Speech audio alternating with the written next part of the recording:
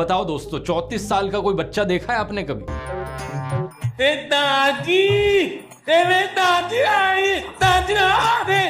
राहुल बेटा, नहीं दादी, राहुल को मत बुलाओ, राहुल बहुत खराब है। ये संपत्ति इकट्ठी करके किसको बांटेंगे?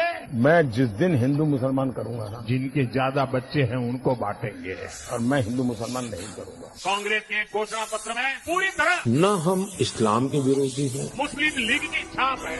न हम मुसलमान के विरोधी हैं। ये आग लगाने वाले कौन हैं? उनके कपड़ों से ही पता चल जाता है। शुरुआत उन किस्सों से की जाए जो उसके बारे में मशहूर है। कुछ लोगों के लिए वो मसीहा था और कुछ के लिए एक ढक्कन जो कभी फिट न हो सका। जैसे जैसे आप सच की तह तक जाते हैं, तस्वीर साफ होने लगती है। कौन है ये? मेरा बाप।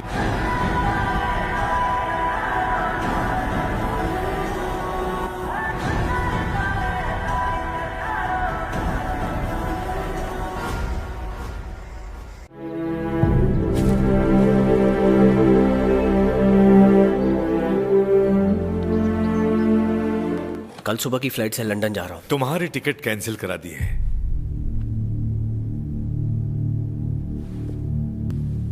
तुम्हें यहाँ कुछ और दिन रुक जाना चाहिए राहुल। यहाँ के नए पीएम बन सकते हो तुम।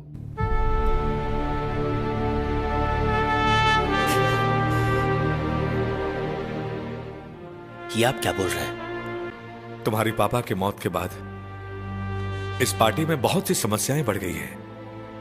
पार्टी को बचाने के लिए मेरे पास और कोई रास्ता नहीं है। ये सब मुझसे नहीं हो सकता है। I don't believe। तुम राजीव के बेटे हो, ये कभी मत भूलना। तुम्हें इस कुर्सी पर बैठने का पूरा हक है और तुम्हारी जिम्मेदारी भी। तुम्हारे पापा तो हमें बीच रास्ते में ही छोड़ गए। वो दूसरों के घरों में सुख शांति के लिए अपने घर में टाइम नहीं दे पाए। उन्हें इस बात की निराशा नहीं होगी। बेटा मुझे मना मत करना। मुझे यहाँ आए 10 दिन हुए हैं। यहाँ मैं किसी को नहीं जानता और राजनीति के बारे में तो चीज की कभी न कभी शुरुआत होती है। एक बेटे की तरह तुम अपने बाप का सपना पूरा करो। हमारे इस निशान का यही मतलब है।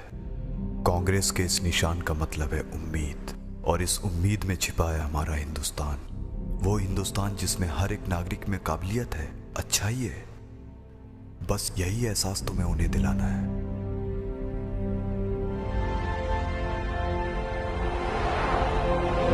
भाइयों और बहनों, मेरा नाम राहुल सावरकर नहीं है, मेरा नाम राहुल गांधी है। जहाँ तक मोदी का सवाल है, तो मैं स्कूल में, एक तो मेरा जो घर है ना, मेरे अगल बगल में सारे मुस्लिम परिवार, तो हमारे घर में ईद भी मनती थी, हमारे घर में और भी त्योहार होते थे। मेरे घर में ईद के दिन ईद का खाना नहीं पकता। सारे मुस्लिम परिवारों से मेरे यहाँ खाना आ जाता था, क्योंकि मेरे परिवार, हम रहते वहीं है, मेरा घर वहीं है, मेरे यानी 5 कदम के बाद मुस्लिम परिवार है। नरेंद्र मोदी जी कहते हैं, जब मैं छोटा था ईद के समय मेरे घर मुसलमान भाई खाना बेचते थे। अच्छा नरेंद्र मोदी जी, आप तो वेजिटेरियन हो?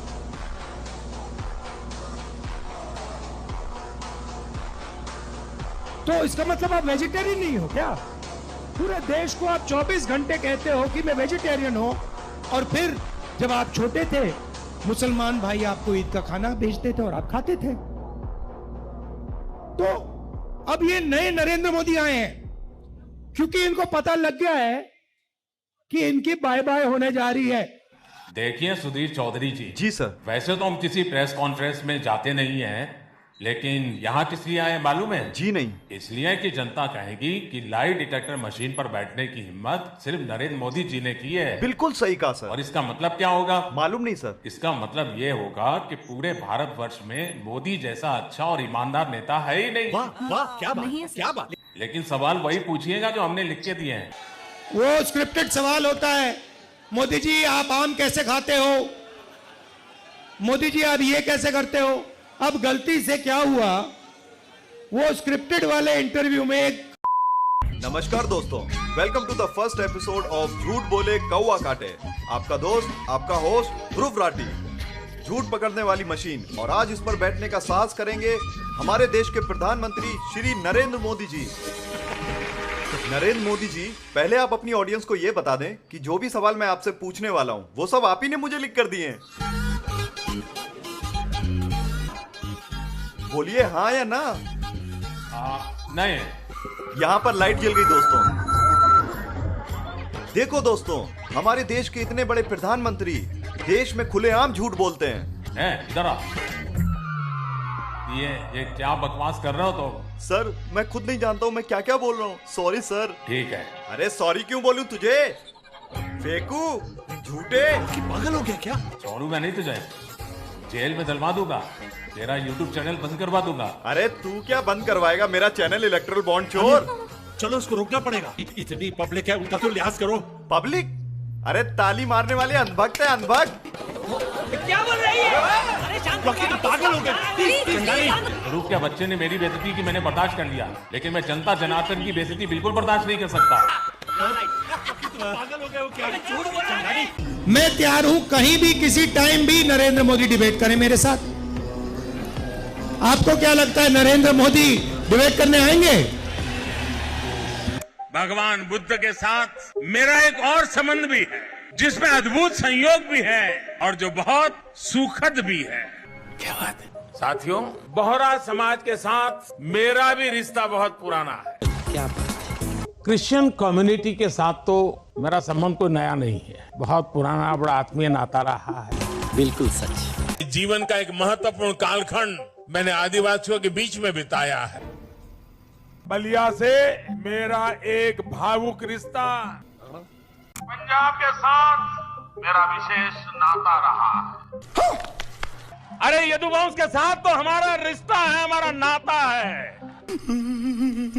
चीन के साथ मेरा निजी रूप से भी एक विशेष नाता है। मेरा खुद का व्यक्तिगत रूप से फ्रांस के प्रति लगाव बहुत पुराना रहा है। फ्रांस के साथ भी रिश्ता? ये बात तो मैं हरगिज नहीं मानूंगा। बंगाल से नाता जोड़ने के लिए इन्होंने कहा कि बचपन में ये कोलकाता की मेट्रो देखने आए थे। मैं बचपन में जब पहली बार कोलकाता आया तो एक आकर्षण था, जरा मैं मेट्रो देखूं। प्रॉब्लम बस ये है कि कोलकाता मेट्रो 1984 में शुरू हुई थी, जब ये 34 साल के थे। अब बताओ दोस्तों, 34 साल का कोई बच्चा देखा है आपने कभी? दिखा है? कहाँ पे? दादी, तेरे दादी आई, दादी आई। इस बच्चे की उम्र तो देखो, मुझे दादी बुला रहा है। राहुल, राहुल बेटा। नहीं दादी, राहुल को मत बुलाओ, राहुल बहुत खराब है। वो ना कल मुझसे 1v1 डिबेट करने बोल रहा था। आज है ना, मैं आपका चश्मा लेकर भागूंगा। अरे क्या हो रहा है? देखिए, इस 60 साल के बुढ़े को जरा समझाइए प्लीज। मैं इनका बेटा हूँ। हाँ, ये मेरी वाली भाई मम्मी है। मैं दादी को बोला ना चॉकलेट आपके देखो मंजूर। मेरे प्यारे बेटे, लो मेरा चश्मा दे। आज पूरा हिंदुस्तान जानता है, अरे पूरी दुनिया भी मानती है कि मोदी की गारंटी मतलब गारंटी पूरा होने की भी गारंटी। तो इसलिए मैं कहता हूँ कि गारंटी का कोई मतलब नहीं है। ये चुनाव तक बोलते हैं फिर भूल जाते हैं। अरे बड़े खतरनाक लोग हैं। क्या? मेरा ये चैनल सब्सक्राइब करें, बेल आइकन जरूर दबाइएगा। हीरा बेटे सब्सक्राइब अली ब्रदर्स जी।